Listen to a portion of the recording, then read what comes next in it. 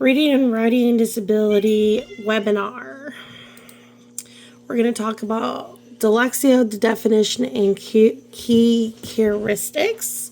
Dyslexia can be inherited from mom and dad. It's a neurological learning disability. It affects on how the brain learns and processes language. It can impact people's memory and poor spelling. It can affect a person's phonologic awareness, and person cannot outgrow dyslexia, and it is also considered a learning disability. Dyslexia is usually 80 to 90% of all learning disabilities. A lot of states require for early screening for dyslexia. It affects 15 to 20% of people in the United States. All right, brief description and history of dyslexia. Dyslexia is how the brain processes language. It's between 15 and 20% of the world's population. It was first identified as dyslexia in 1870 to 1880 by a German physician, I can't say his name, and Ruf Berlin. In 1920, Dr. Samuel Torin renamed dyslexia as cross-Leiterson of the brain. Dyslexia wasn't called a learning disability until 1963. In 1972, Samuel Nur published a book on one of the major studies of dyslexia. All right. Federal state legislation policies. The IDA, dyslexia is a learning disability under the Pacific Learning Disability. Section 504 of the Rehabilitation Act of 1973, combinations for students to support dyslexia. Department of Educational Guidance is eligible for student services by the IDA. The proposed 21st Century Dyslexia Act is removed dyslexia from the Board of Specific Learning Disability. Everyone has accessible services for dyslexia. Everyone is provided support, combinations, and modifications with reading, spelling, and speaking and reading with dyslexia. Instructional strategies for dyslexia. Multi-sensory techniques, air writing, using Play-Doh, instruction literacies by using basic phonemics awareness, breaking down the tasks into smaller skills, using visual aids,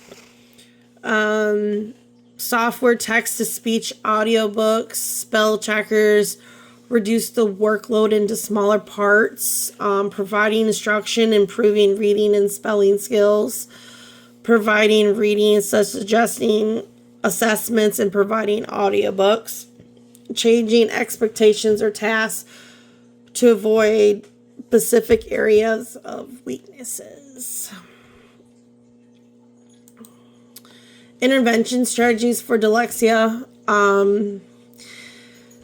Having sound, symbol associations, symbol patterns, morphology, having visual aids, books on audio, practicing writing letters in sand or chalkboard, phonics-based reading, working on letters and sounds. For example, students use hooks on phonics or use AAR, helps with struggler readers. Students can use speech to print instructions.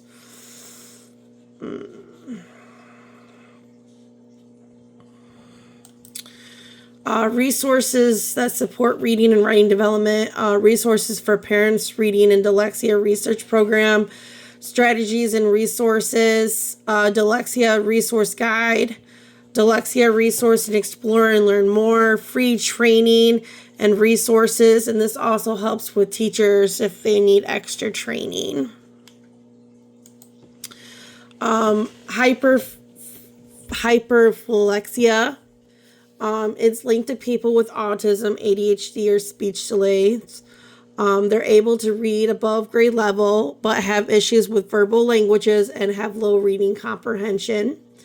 Hyperphlexia is an intense obsessions with letters and numbers at an early age. 84% of children that has hyperphlexia has autism or autism spectrum. They have sensory sensitivities. They begin to read without expect instructions. Unusual fears, unusual different social skills, have memory issues. Hyperlexia came from a gentleman called Norm and Margaret Slimberg. In 1960 to 1970 became a disability. Dr. Donald Trufford produced the 3 different hyperlentias.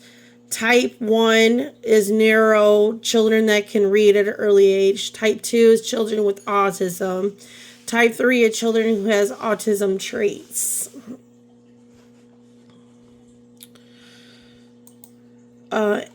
Instructional strategies for hyperlexia. I don't know how to pronounce it.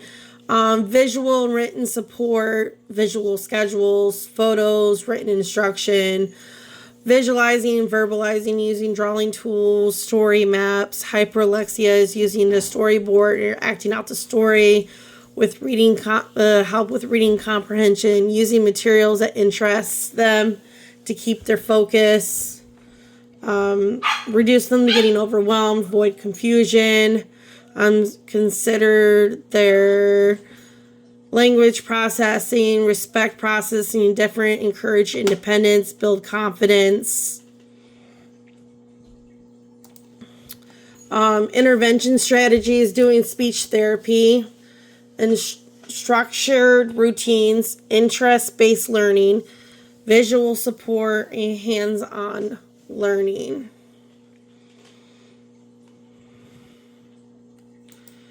Resources, there's a center on here. There's a video chat that you could talk to a professional, and this one talks about the signs, the diagnosis, and treatments, and then also you can message someone here that could help you. And then this is my works cited page, and that is the end of my video.